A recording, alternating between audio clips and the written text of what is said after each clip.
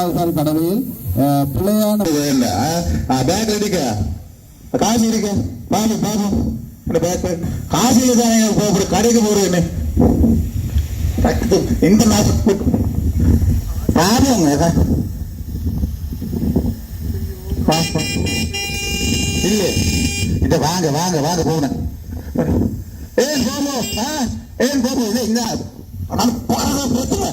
பைத்தமா என்ன வேணுமா எங்க போட்ட இந்த போட்டு கடைக்கு போட்ட என்ன என்ன போட்டு வாக்கு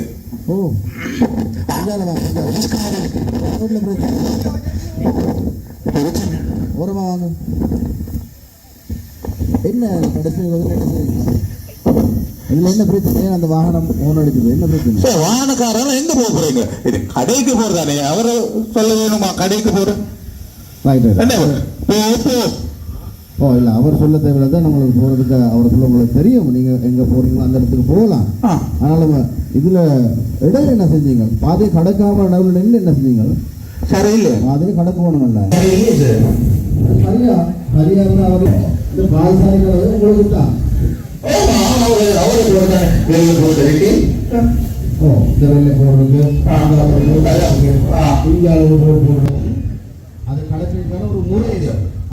பிள்ளைகளுக்கு விருப்பமா சரியான முறை நான் தெரிஞ்சு கொள்றதுக்கு பாதசாரி கடவை கடக்கிறதுக்கு பாதசாரி கடவை இடத்துல நாங்க நிக்க வேணும் வந்ததும் நாங்க பாதையை கடக்கிறது இல்லை.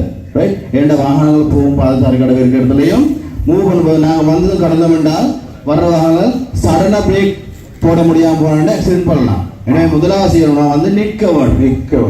நின்ற பிறகு வேகமா வாகனங்கள் வந்தால் வேகமா வரும் வாகனங்கள் போறதுக்கு இடம் கொடுக்கணும். சரி, ஏன்னா சடனா ஒரு பிரேக் போட்டாலும் வாகனம் கொஞ்சம் தூரம் வந்தா நிற்கும். எனவே வேகமா வரும் வாகனத்துக்கு பொது இடம் கொடுக்கணும். உங்களுக்கு விளங்குதா?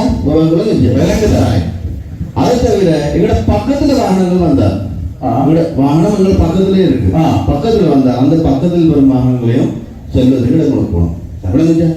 நிற்க வேண்டும். முதலாவது வேகமாக வரும் வாகனங்கள் அருகில் வரும் வாகனங்கள் செல்வதற்கு இடம் கொடுக்க வேண்டும். ரைட், ஓடையாது வாகனம் இடம் நிறுத்தின பிறகுதான் கிராஸ் பண்ணலாம். ரைட், ஏன்னா வாகனங்கள் போடுறதுக்கு இடம் கொடுத்துட்டு நாங்கள் ஒரு வாகனத்தை தெரிவு செய்து அந்த வாகனத்துக்கு கையை விட்டு சிக்னல் கொடுக்கணும் வாகனத்தை நிறுத்துவதற்கு. இல்லைன்னா அவருக்கு தெரியாது வாகனம் நிறுத்தணும்.